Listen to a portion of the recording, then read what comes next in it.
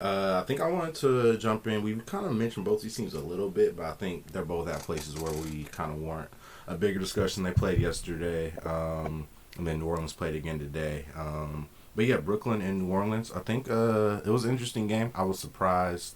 Yeah, let's start with the New Orleans side because that was the part I was most surprised about. My thoughts with New Orleans going into that game because that was the first game after Zion went out. Zion's out for about 3 weeks. I think said 3 weeks until the next evaluation with a groin or a hamstring, one of those two.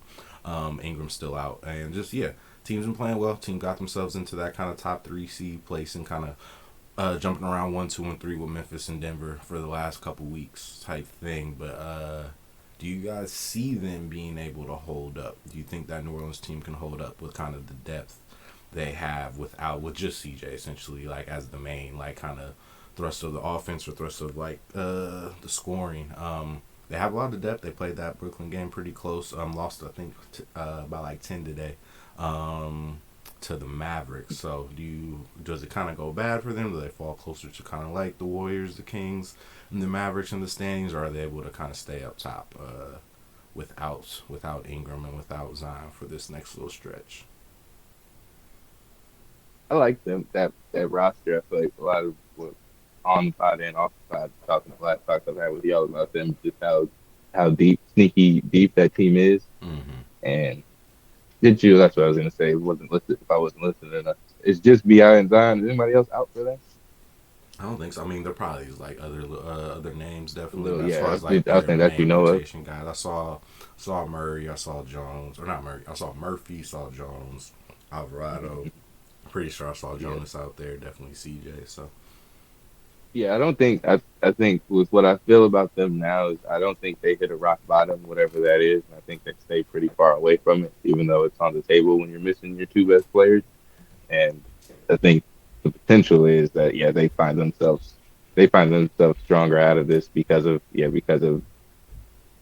wins are like, no matter how close or far away or how close to 500 maybe they are, or how much better than 500 they are in the stretch without them. I think this is a young team, so they're going to learn a lot about kind of how to win basketball games and pair that with Brandon and Zion after. I feel like no matter what, they're just going to be scary for whatever seed they end up landing, whatever however the season ends up going for them.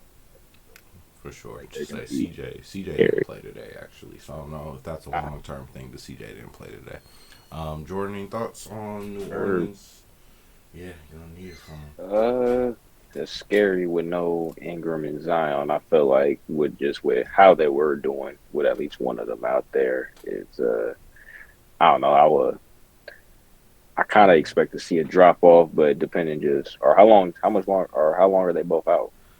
I don't have a timetable for Ingram, but it seems like it is like kind of doesn't seem like it's serious. anytime soon for the next reevaluation date, at least like next couple weeks.